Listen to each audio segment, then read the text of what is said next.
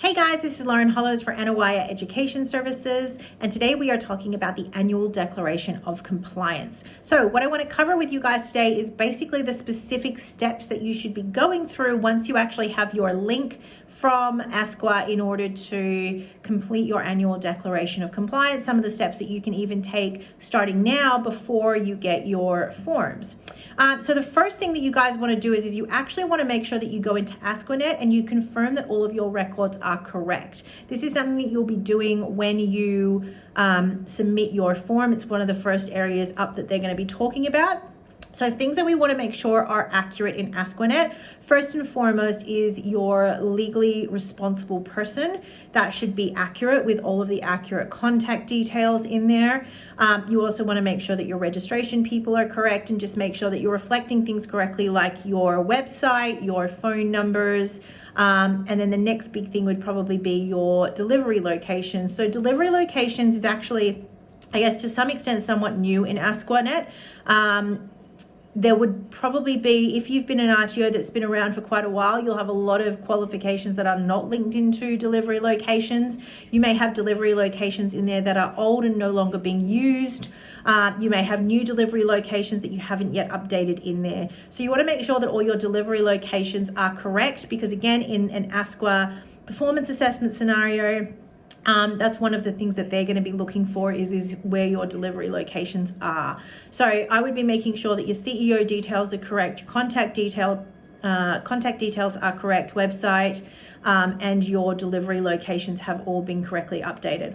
The next thing I would go and look at is if you have any third-party arrangements, you want to make sure that your third parties are correct. Third parties is something that is discussed in your Annual Declaration of Compliance.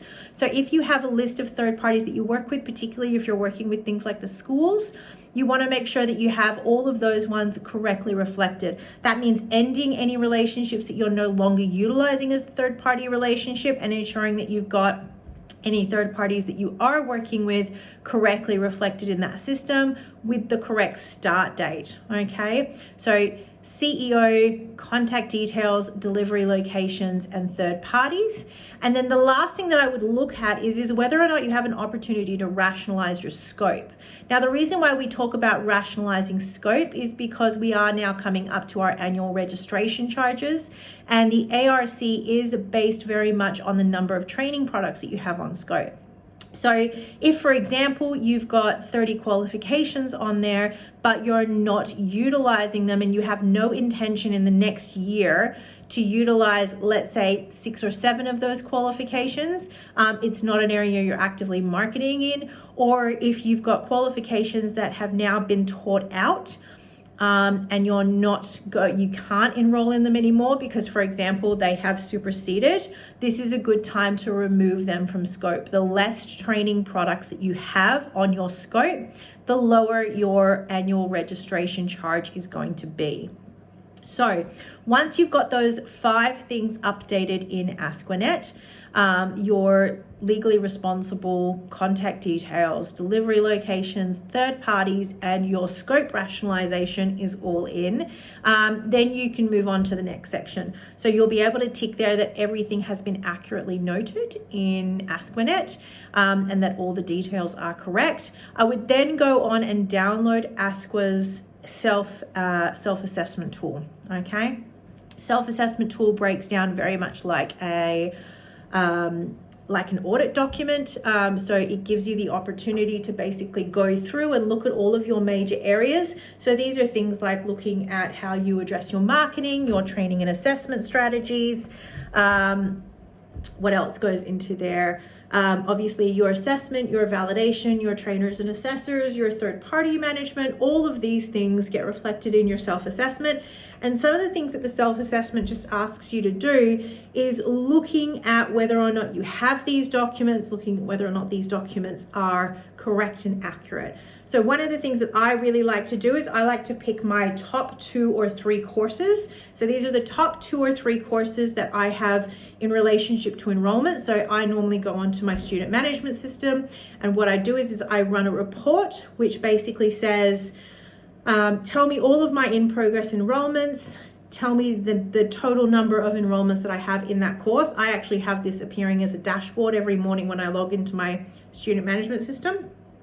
But the top 3 courses that I have enrollments in, I will go and I will print out my training and assessment strategy. I'll have my TAS, I will have my marketing, I'll have the website open, and I'll do a reconciliation between each of those things with what I've actually got in my student management system. So, does the course have all of the same units? Am I clearly describing the duration on all of those things? Are the fees correct on all of those things? Okay, if you've got that part correct, then you've got a fairly good level of self-assurance that you're providing accurate information, that students can understand what they're enrolling into. If your fees are correct across all of those things, it means you're applying your fees and charges correctly. So even if you just pick your top course and you go through that process for your top course, if that's all coming up as correct, you're in really, really good territory, okay? The next thing to do would be to go and pick one unit from that top course, again, the most popular unit that you're running in an ideal world.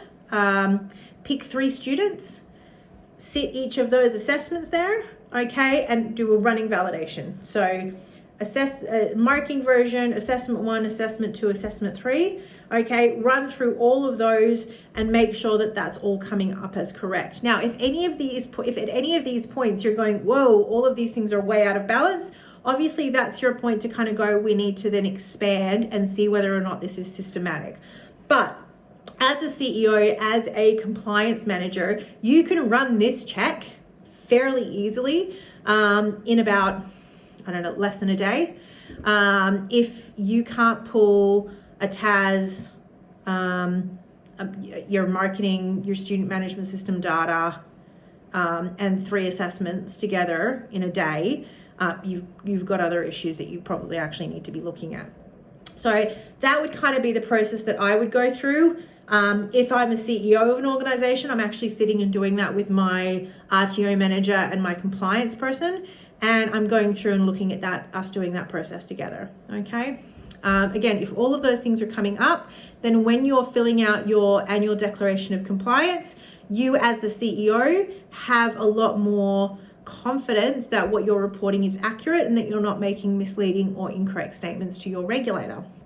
So that's kind of the process that you are going through. Again, if you come up against a non-compliance, if you can't produce that document, if you see that there are errors in any of those places and you identify that they're not systematic, I would be reporting that within your report and saying we were not compliant for the full 12-month period.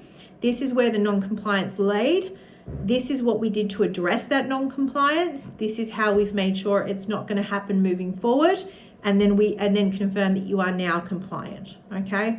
Now, obviously, that's where the process can get a little bit sticky. If you do use this as a meaningful activity and you do find out that you've got some significant non-compliances across your business that need to be addressed, then you need to look at how you're going to handle that and how you're going to report that and what resources you're going to put to make that correct.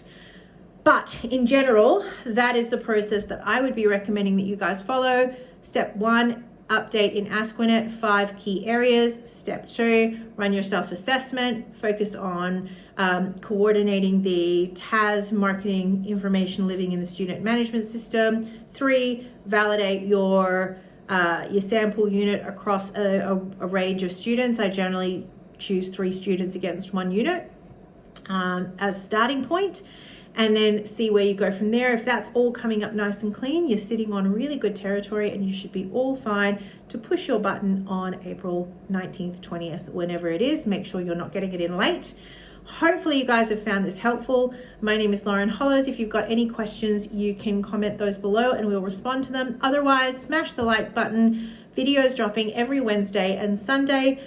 Keep following and watching and liking and all those good things if you want to keep this content coming out. Thank you so much, guys. This is Lauren Hollows from ASQANet Education Services.